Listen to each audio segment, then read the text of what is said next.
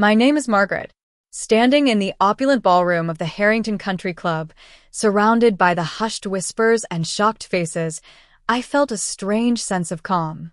The air was thick with tension as I held the microphone, my eyes fixed on my sister, Lily, whose face had gone deathly pale. This was the moment I'd been waiting for, the moment to expose the lies and betrayal that had haunted me for so long. It all started long before this wedding day. I grew up in a family where my parents, Mr. and Mrs. Thompson, had a clear favorite, Lily. She was 2 years younger than me, charming and the center of attention wherever she went. I, on the other hand, was always expected to be the strong one, the one who didn't need as much attention or support. When we were kids, I wanted to take art classes. I was 12 at the time and Lily was 10. I remember asking my mother if I could sign up, but she just shook her head and said, "Margaret, you can teach yourself. There are plenty of art tutorials online. Lily has a recital coming up and we need to focus on that." I watched as Lily skipped off to her dance lessons, while I was left to teach myself with a few old paintbrushes and some cheap canvas. As we got older, the pattern continued. When I graduated from college with honors, my parents couldn't make it to the ceremony because they were helping Lily move into a new apartment. They signed a lease for her because her credit wasn't good, and they simply said, "We'll celebrate when you're home. Lily really needs us right now." I walked across the stage alone, with only my roommate's parents there to take a few pictures of me in my cap and gown. After years of hard work, I managed to buy my own apartment. It was a small place, but it was mine. I'd saved for it by working long hours, eating cheap lunches, and skipping vacations. When I told my parents the news, my father just said, "That's nice, dear. Does it have an extra room? Lily might need a place to stay for a while." There was no congratulations, no pride in their voices. A few years ago, my parents made a bad investment. My father, who always thought he was a great businessman, put all their savings into a startup that failed. They were left with a huge debt and a mortgage they couldn't pay. I found out about it by accident when I received a letter from the bank at my apartment. Without telling them, I started making the mortgage payments every month. I didn't want them to feel ashamed, and I thought it was the right thing to do. But Lily discovered my secret. She borrowed my laptop one day to finish a work project, and she saw the email confirmations from the bank.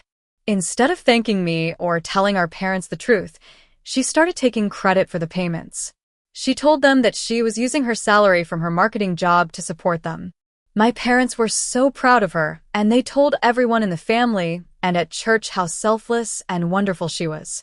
Meanwhile, I kept making the payments, month after month, never getting any recognition. Then, Lily got engaged to Alexander Harrington, a wealthy and well-respected man from a prominent family. His family was known for their integrity and reputation. The wedding was going to be a grand affair, costing a fortune. My parents, who didn't have the money, started looking for a way to finance it. One day, I received a call from my mother. She was laughing as she said, "Honey, we just wanted to thank you for the wedding gift. We sold your apartment, and we got a great price for it." I was in shock. I couldn't believe what I was hearing. I told them I didn't agree to this, but my father said, "Margaret, don't be so dramatic. It's just an apartment.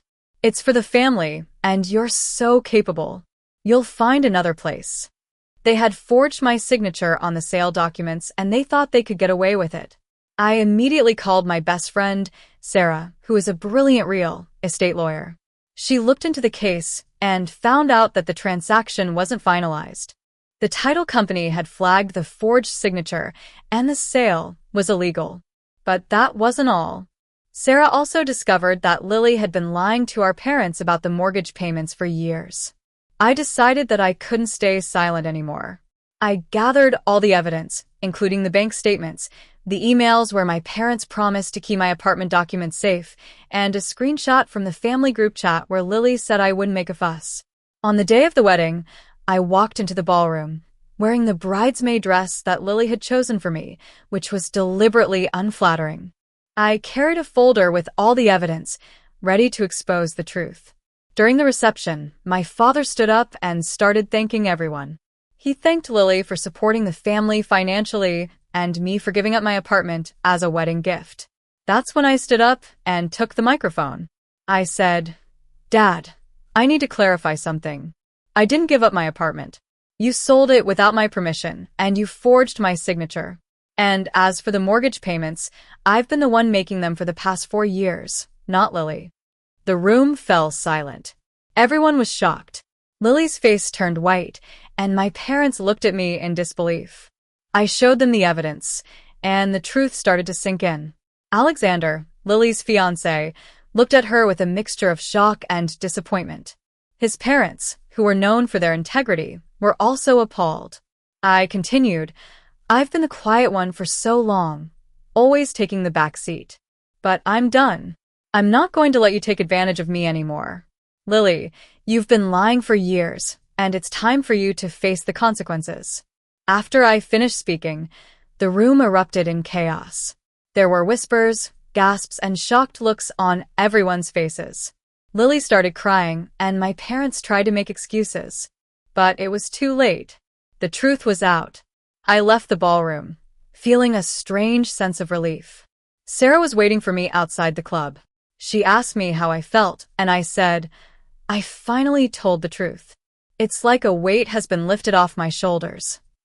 We went to a nearby cafe, and Sarah said I could press charges against my parents for forgery.